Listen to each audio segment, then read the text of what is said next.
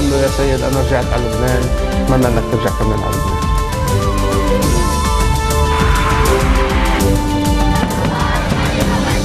قرار صادر من مجلس الجامعة تسمية حزب الله الإرهابي.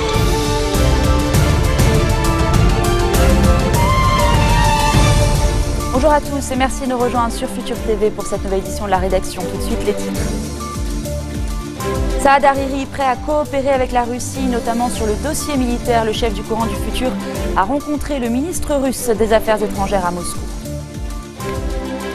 Gebran Bassil rappelé à l'ordre par Tamam Salam par la voix de son ministre de l'Environnement. Le chef du gouvernement fustige les attaques du chef de la diplomatie libanaise envers le patron de l'ONU sur la question des réfugiés. Faute d'accord entre le Parlement et le Sénat, le président français renonce à déchoir les auteurs d'actes terroristes de leur nationalité, un abandon dont François Hollande renvoie la responsabilité à l'opposition.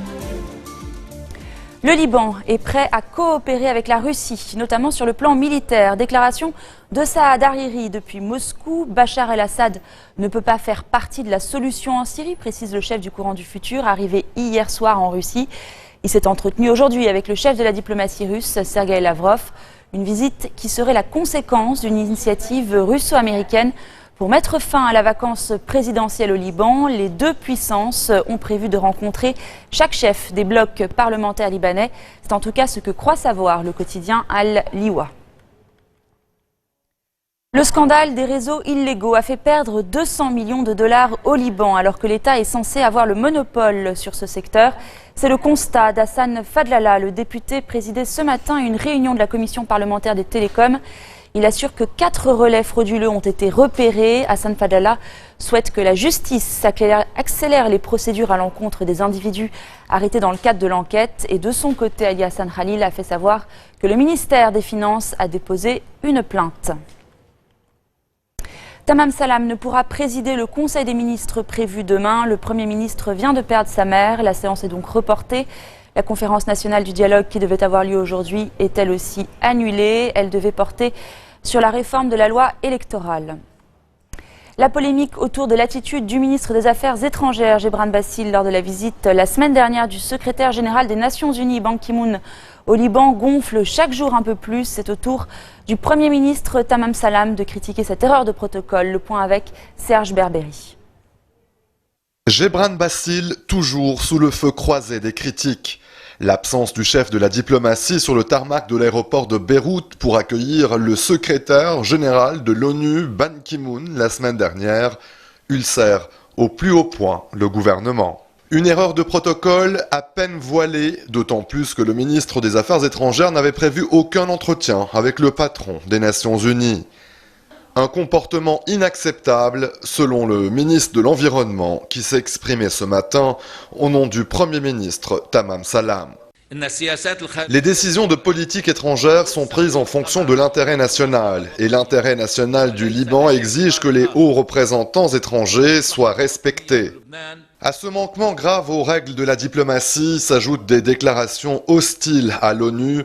Le ministre des Affaires étrangères a ouvertement critiqué la politique de la communauté internationale concernant la crise des réfugiés syriens au Liban. Selon Gebran Bassil, elle favoriserait leur implantation sur le territoire national. Il est interdit de demander l'aide de la communauté internationale, puis de la critiquer et de l'accuser de favoriser l'implantation des réfugiés syriens au Liban. Cessons d'utiliser les priorités nationales comme si nous étions en campagne électorale. Et cessons les postures car l'affaiblissement des structures de l'État atteint un niveau d'alerte effrayant.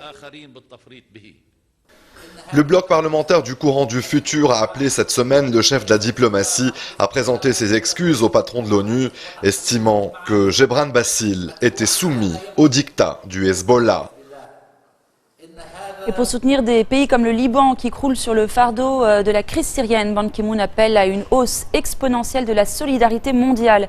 Alors que s'ouvre aujourd'hui à Genève une conférence destinée à trouver des pays d'accueil aux réfugiés syriens, l'ONU attend davantage des pays riches qui, selon l'ONG Oxfam, n'auraient installé que 1,4% des migrants. Julie Chouteau. Voici le camp de réfugiés de Zaatari, la 4e ville de Jordanie en nombre d'habitants. Une ville avec ses services, ses écoles et même ses ateliers de confection qui ce dimanche recevaient le secrétaire général des Nations Unies. Ces installations ne peuvent pas être permanentes, elles sont temporaires, jusqu'à ce qu'ils puissent rentrer chez eux en sécurité. Aujourd'hui en Jordanie, pas moins d'un habitant sur 10 est un réfugié syrien. Jordanie, Liban, Turquie, les voisins de la Syrie accueillent la grande majorité de ceux qui fuient la guerre. La Turquie en héberge presque 3 millions. Mais en Europe, les migrants trouvent une route des Balkans fermée et un accueil limité dans les pays riches. Sur le vieux continent, seuls 2 bons élèves selon l'ONG Oxfam, la Norvège et l'Allemagne qui accueillent presque 42 000 réfugiés. Comme la Pologne, l'Espagne ou le Royaume-Uni, la France est, elle, beaucoup moins accueillante. Elle s'est engagée à recevoir seulement 1000 réfugiés. Selon l'ONG Oxfam, les pays riches prennent en charge moins de 2% des 5 millions de réfugiés syriens. L'Égypte réclame à Chypre l'extradition du pirate de l'air. Saif al-Din Mohamed Mostafa a été placé en détention provisoire aujourd'hui pour 8 jours par un tribunal chypriote.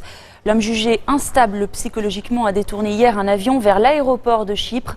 Après avoir fait croire qu'il portait une ceinture d'explosifs, il a retenu plusieurs passagers et membres d'équipage avant de se rendre à la police. Il avait exigé que son ex-épouse vienne à l'aéroport pour qu'il lui remette une lettre. On se retrouve dans quelques instants après la pause.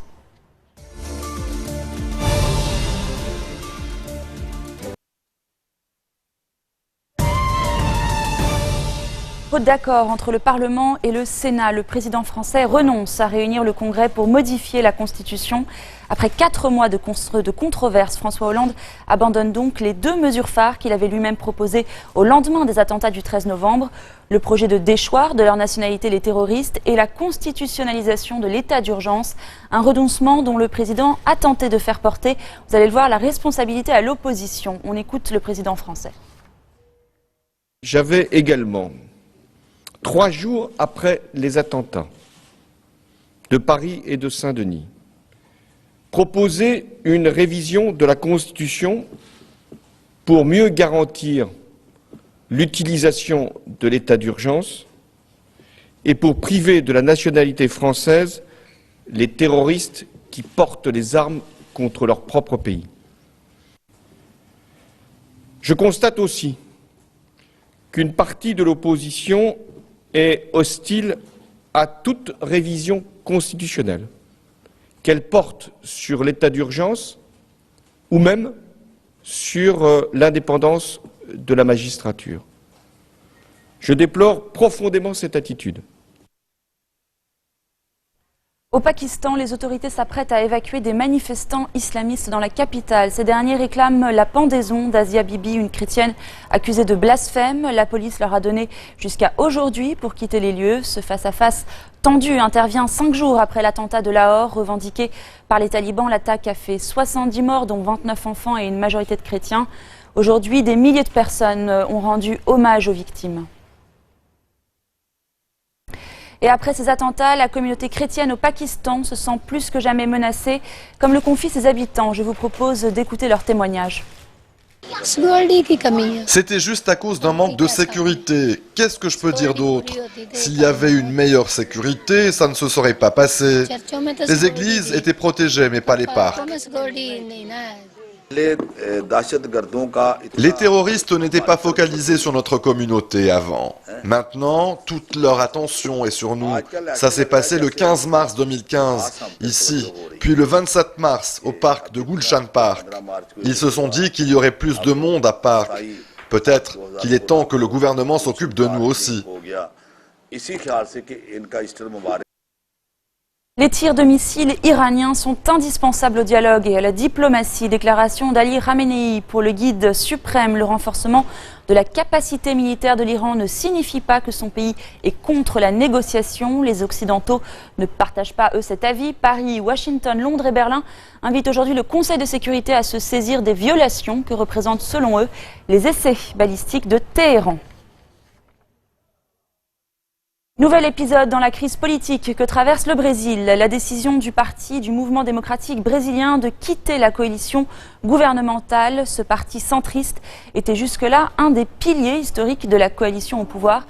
Ce départ avec fracas isole encore un peu plus la présidente Dilma Rousseff, confrontée à une procédure de destitution. Les explications de Marc Pope. La réunion du parti centriste n'a duré que quelques minutes.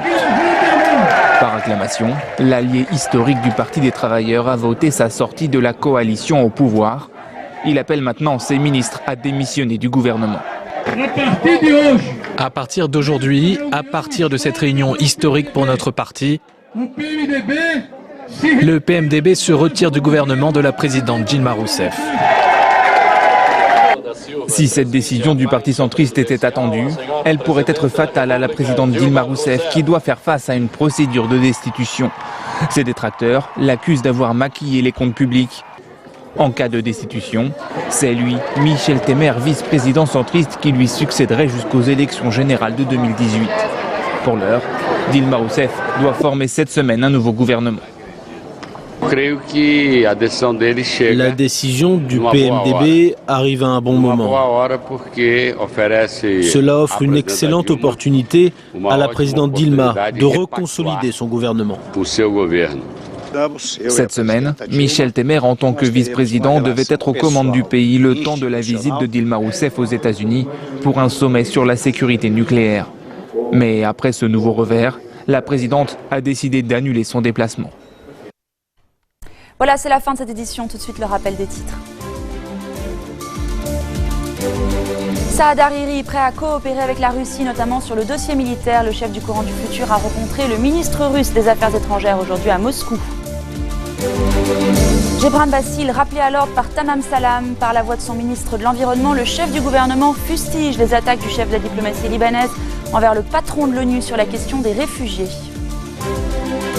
Faute d'accord entre le Parlement et le Sénat, le président français renonce à déchoir les auteurs d'actes terroristes de leur nationalité. Un abandon dont François Hollande renvoie la responsabilité à l'opposition. Merci de votre attention. Retrouvez-nous tous les jours à 16h40 heure de Beyrouth. Vous pouvez également nous suivre en ligne sur notre site web ou en téléchargeant notre application mobile. Excellente soirée à toutes et à tous. يا سيد أنا رجعت على لبنان أتمنى أنك ترجع كمان على لبنان.